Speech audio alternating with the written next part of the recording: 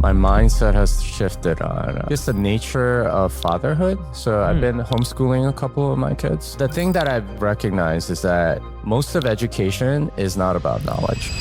Why do you think this is? Why do you think this is, again, the mimetic, the scapegoat mechanism, right? Okay. And the thing about it, the scapegoat, is that it has to be close to power, but not exactly. Right. And Right. that's exactly what a VP candidate. The king is not God, but he's there, and the VP is not the candidate, but they're right there. They were advising. They were the two I see. But they didn't actually, right? Like they're the ones that are the easy. And the one before that, Joe Lieberman, right? Again.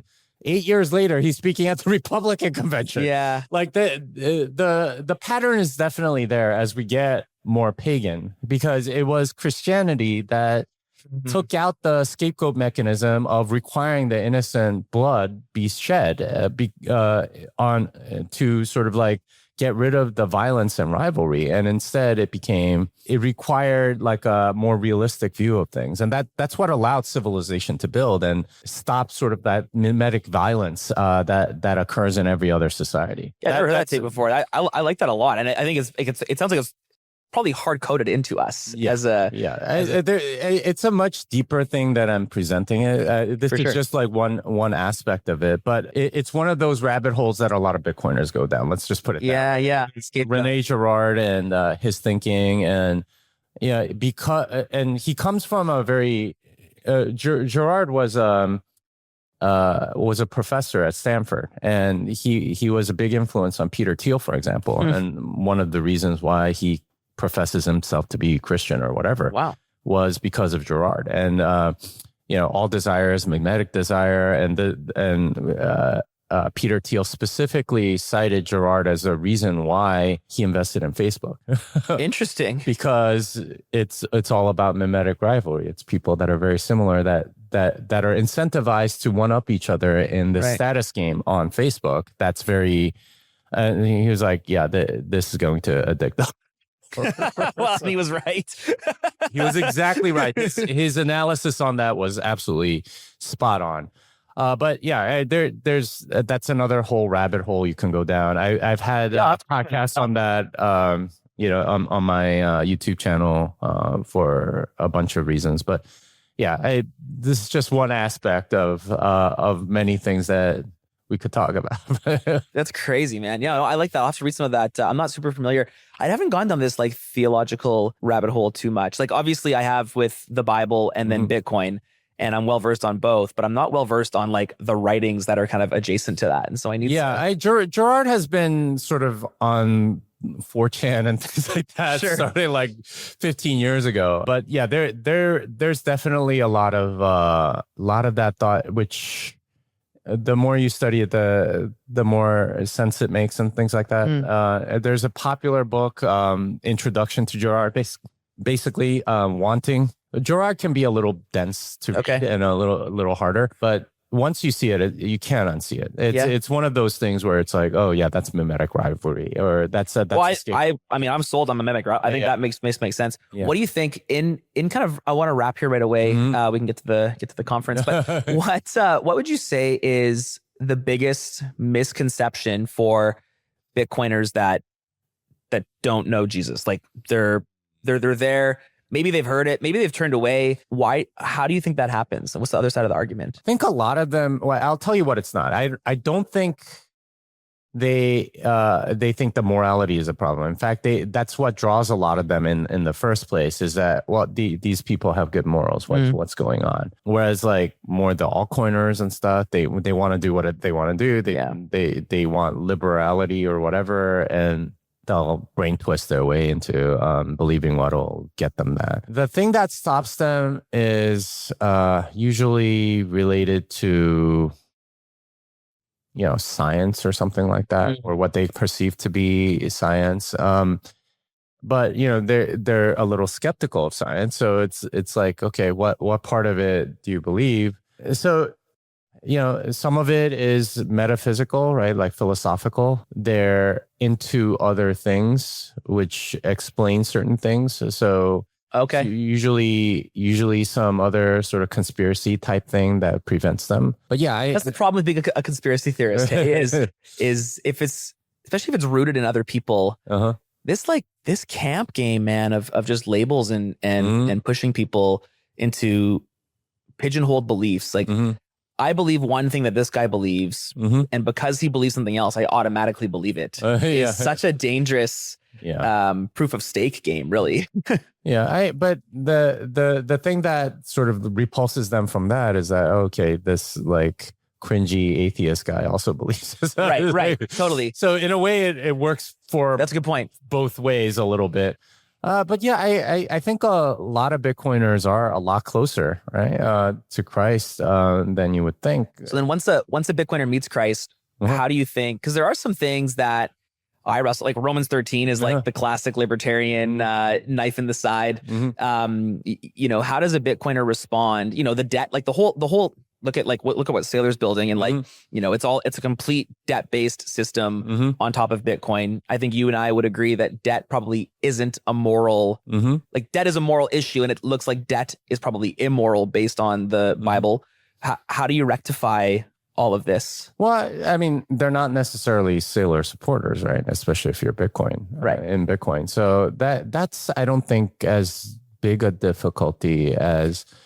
But just debt in general. Like, I would say it's quite logical to take out a low interest loan and buy Bitcoin. Like, makes a lot of sense. That's a rational move. Yeah, from a financial standpoint, if your goal is financial wealth. But if that were your thing, then you would get into altcoins and try to promote your altcoin and do that, right? So yeah, I think for most people that are in Bitcoin, that isn't, contrary to popular opinion, that isn't their primary thing. Their primary thing, you know, oftentimes they can't even articulate it, is something truthful, right? Like something that moral. Isn't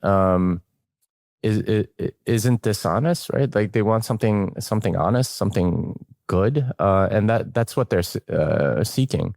I think the biggest barrier for almost all of them is what is the biggest barrier for any non-Christian. It is coming to terms with your own sin. It's recognizing that I am a sinner, right? Like, and that is a very, and it's You're hard, not as good as you think you are. Yeah, and it's hard for to get into sort of like that non-Christian mindset and understand or empathize with that, because it is devastating, right? To recognize you're a bad person, right? And you need Christ. You need redemption. That everything that you think you've done that's good is nothing. It's worth nothing, and it's only by the grace of God that you can be saved. That you can't do something that, like, this debt, spiritual debt, is so big that you need God to rectify it for you.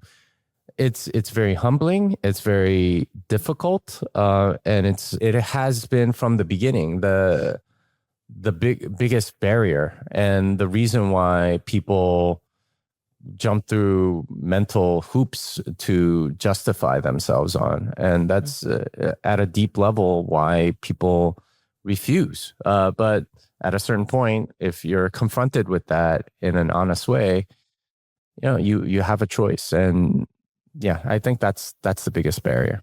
Yeah, humility. And what do we say? Stay humble, stack sats. Jimmy, this has been great, man. Thank you so much for coming on. That we covered. It's always great, man. I love talking to Bitcoiners about truth and the Bible and God, and it's so cool. So I really appreciate anything. You really like to kind of ask, like, what's something that you've maybe been exploring or have changed your perspective on in the last. So in closing, maybe hit us with the most recent thing that your mindset has shifted on. My mindset has shifted on, I guess, the nature of fatherhood. So I've been homeschooling a couple of my kids. Okay. How many kids do you have? I have 6. Okay, nice. I'm doing it for 2 of my kids.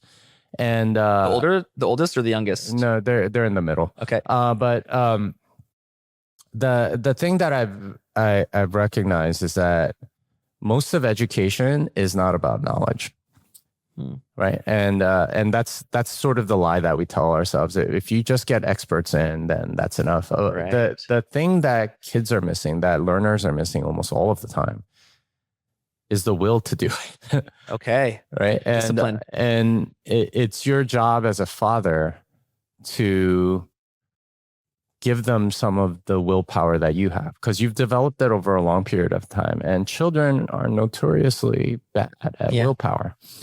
And they're almost always very capable of learning whatever it is you put in front of them, especially if it's age appropriate. The hard part for them is sitting there and doing it. And that's your job as a father. It isn't to say, okay, like here's something that's going to blow your mind. I'm going to blow your mind every day with knowledge. That's not it. That's actually like very far from your role as a father. Your role as a father is to give discipline, is to help them develop their own will, right? To be able to do these things. And that's given me a lot of perspective on what the role of God as father is. Whoa. Right? Yeah. Because in a sense, like we're all undisciplined in so many different ways. And, we call God Father because that's what he's providing for us. We don't call God Mother, right? Who's like unconditionally loving you and stuff like that. Although, modern Christianity, that tends to be the direction that we go in.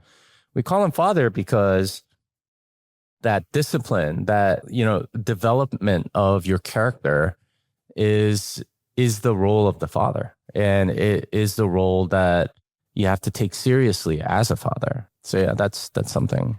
Man, that's one of the most insightful things that I've probably heard on this short time of this show. So thank you. As a father of 4 and one more coming in the summer, also homeschooling, but that's honestly falls more on my wife than it does on me. But that's the thing. You can't do that because for the rest of your family also depends on you for that. And that's your role as a father is you have to give some of that willpower that you've stored up into all of those things, because it's not just about knowledge. That's actually like very far away from they can do that themselves. They're actually very well equipped to do that. Yeah. It's your role in developing their character that's biblical.